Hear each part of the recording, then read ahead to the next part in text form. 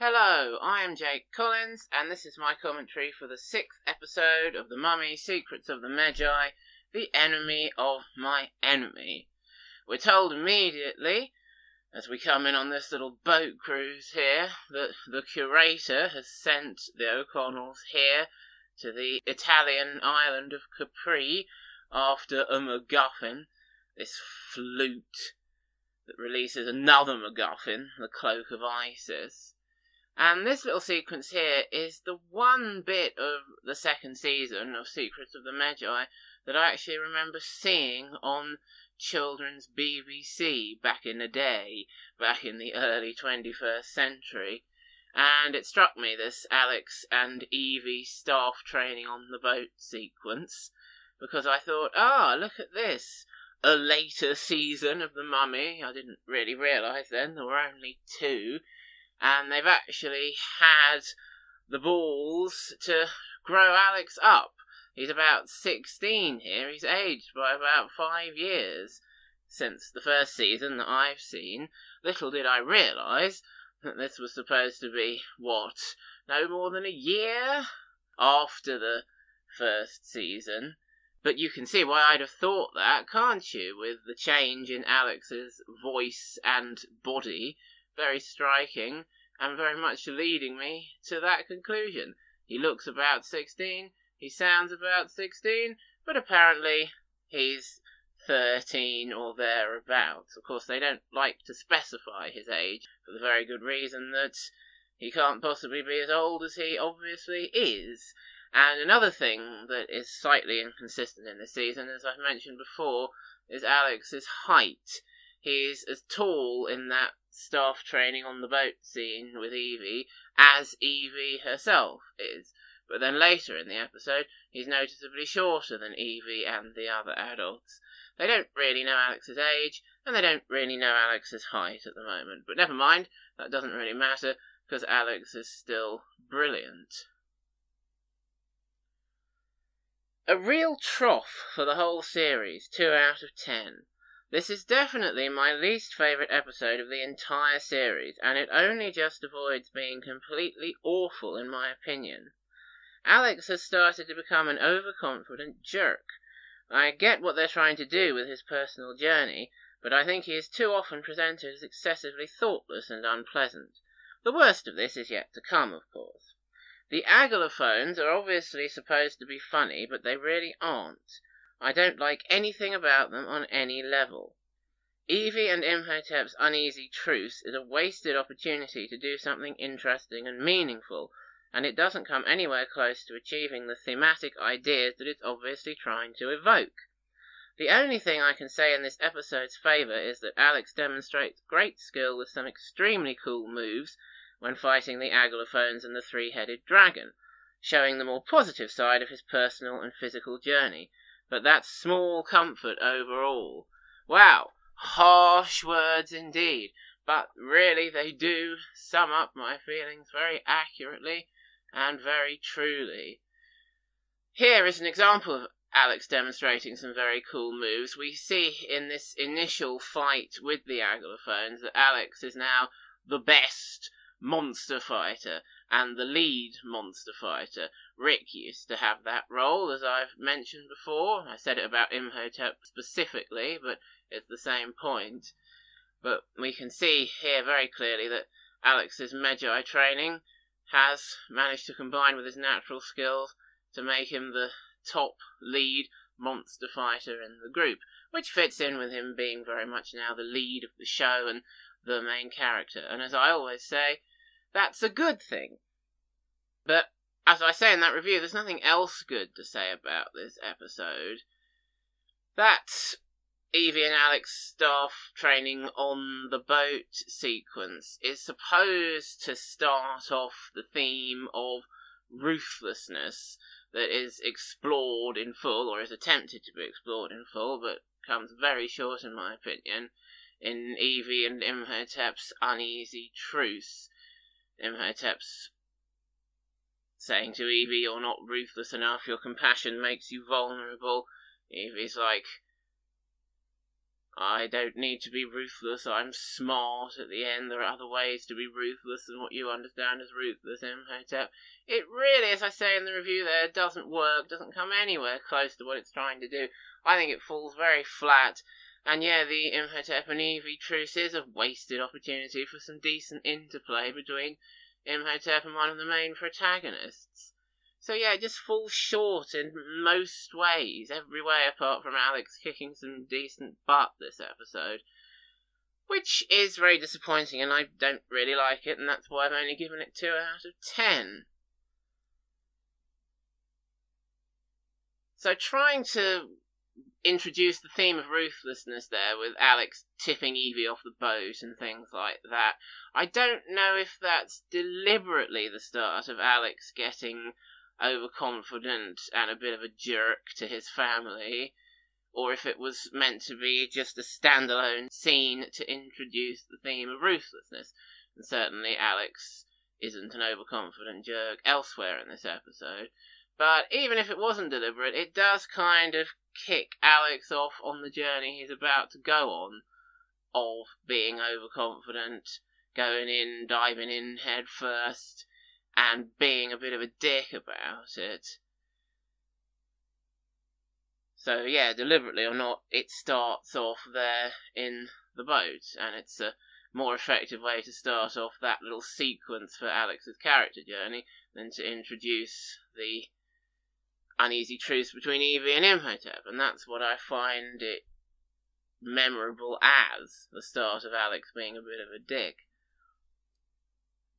And here we get Evie and Imhotep's uneasy truce and the interplay between them. You know, they talk to each other, but it's not very good interplay.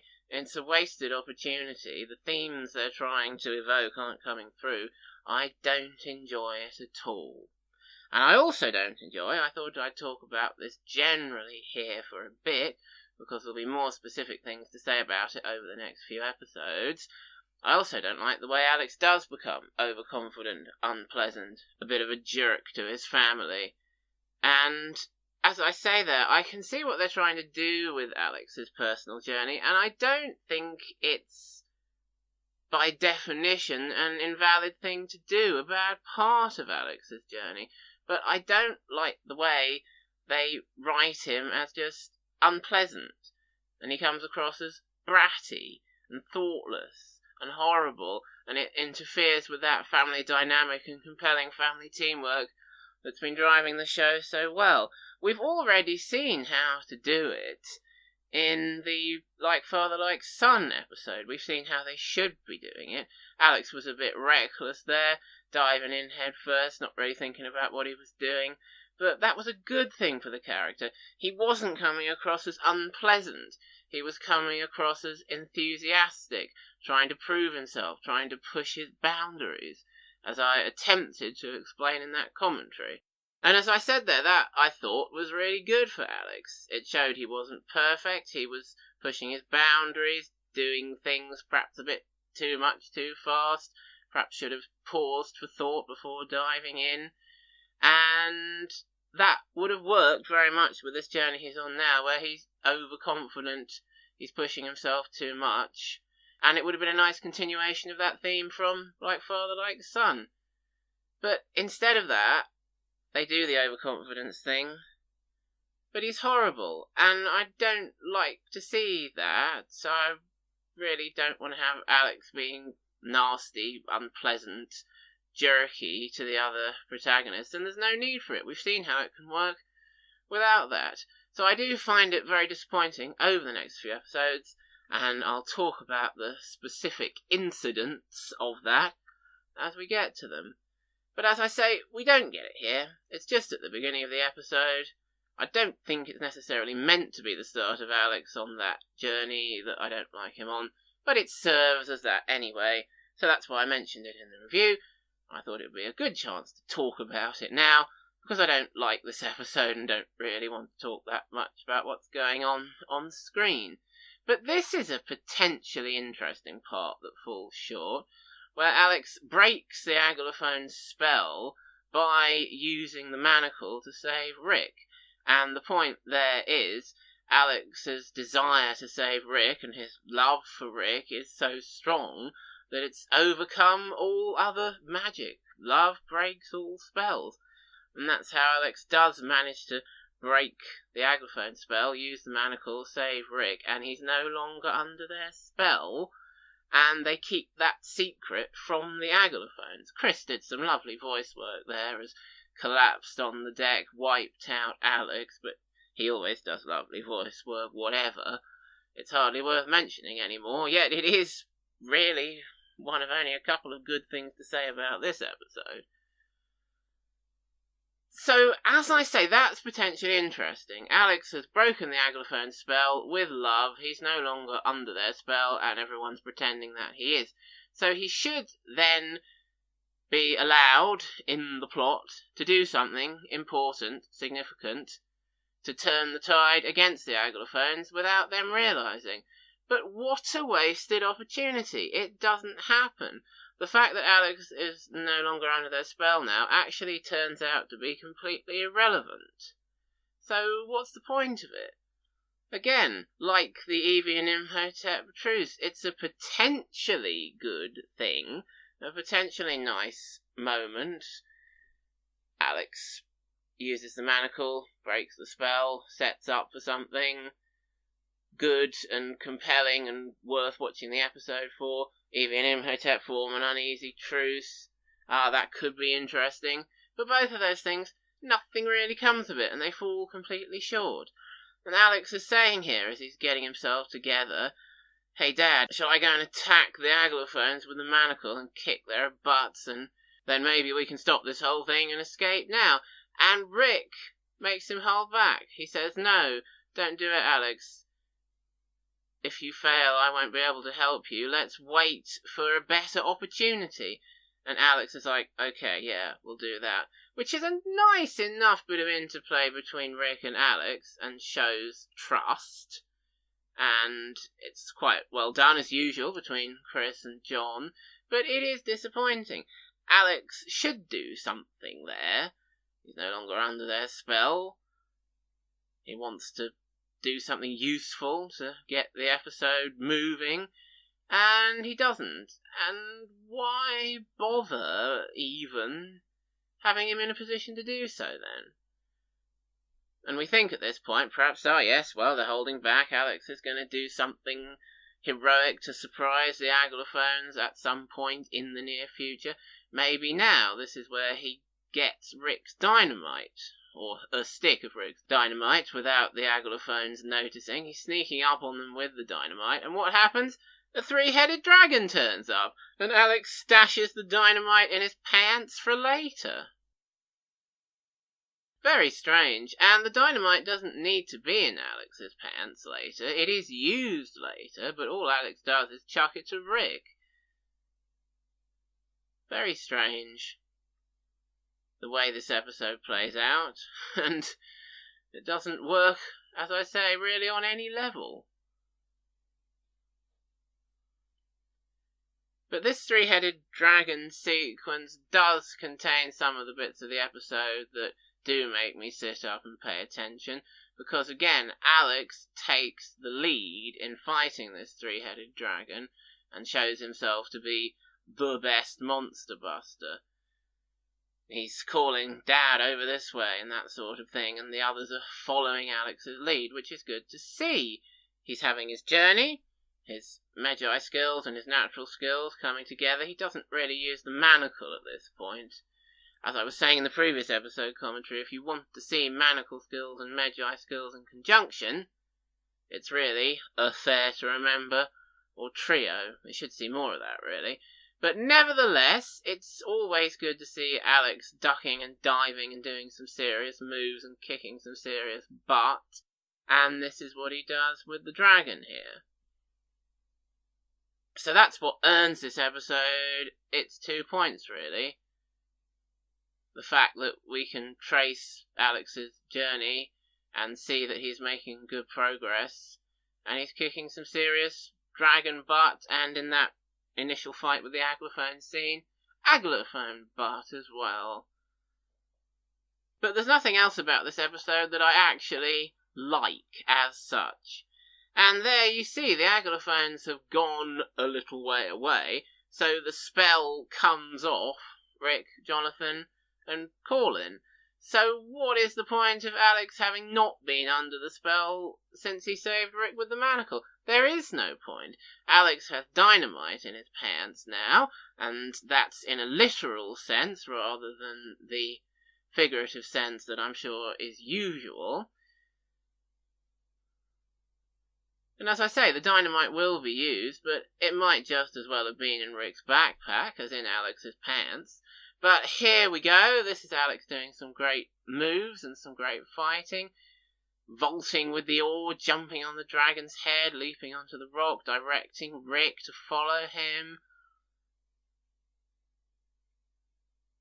And then just to prove that as well as the physical side of things, Alex is a master of the mental and tactical side of things, here he goes, and he causes the dragon to trap its 3 heads between those pillars there, and away he goes. I mean, that's really good stuff. Alex using his skills, his training to great effect, and leading the protagonists in their actions fighting evil in the show. So that's all good. That's the 2 points, as I say.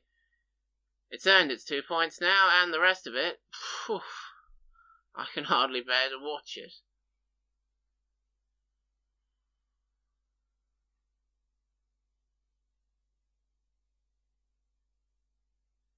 As I say about the Agalophones, they're supposed to be funny with their comments like, "Do you really think I'm pudgy? The gods went snippety-snip on our wings, and age before ugly, baby sister," and things like that. But they're terrible.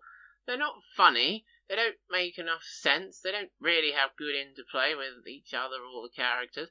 I just really don't like them at all on any level. So that's a big problem with the episode, really. If you don't like the guest characters, who are in it quite a lot, it is going to drag the episode down. And I mentioned on my previous commentary that I thought The Enemy of My Enemy was a pretty stupid title for this episode, and the reason for that is it implies that there's going to be some sort of truce between 2 enemies of the O'Connells. The enemy of my enemy is my friend is the whole phrase, and it implies to me Imhotep is going to join forces with another O'Connell enemy in order to fight them together. But that's not what happens at all. It's Evie and Imhotep who are joining forces. And how is the enemy of my enemy relevant to that? It isn't, really. It would be a better title for the Wellspring of Darkness episode that's coming up, where Imhotep and the Dark Magi. Yes, I thought he was dead, he fell in the lava, but apparently he just lives in the lava now. They join forces, so that's kind of the enemy of my enemy. They're both the enemies of the O'Connells joining up. Oh, and there's the bit. Alex takes the dynamite out of his pants, the literal dynamite, he's still got plenty of figurative dynamite in there undoubtedly, and chucks it to Rick. And things go on from there, really, and Evie ends up using the dynamite to blow up the picture before Imhotep can summon the cloak out of it. And that tries to link back in with the theme of ruthlessness from their truce, but it doesn't work. I don't like it. It's hardly worth mentioning, really. But yeah, The Enemy of My Enemy. A terrible title here. 2 simultaneous enemies. Okay, yeah, you could say that about this episode. But not really the enemy of my enemy is my friend. A bit later in the series you get Imhotep and the Scarab joining forces briefly. That's kind of the enemy of my enemy is my friend. So there's a couple of episodes there that this would be a much better title for than this one. But it's not. That's just another thing that makes this episode absolute bilge. Alex's second vision about the season finale there. The rocks formed a clock, and the time was 6:30. Could be quite intriguing to follow those through the season. And what do they lead up to? Well, a denouement that I will talk about in due time, and make clear my feelings about the good points and bad points of it, and there are both. But this particular episode, on the other hand, really has only specifically bad points. Alex's continuing journey being the only good thing about it, and it's something that's not specific to this episode, but something we follow through the whole series. So on the whole, very disappointing. I don't like it. It's written by two people whose names I don't recognise. I'm sure they did their best with the parameters that they were given, but it wasn't nearly good enough. Hopefully you'll join me next time for an episode that does turn out to be nearly good enough, but falls short at the last hurdle, and that episode is, rather unimaginatively entitled, The Cold.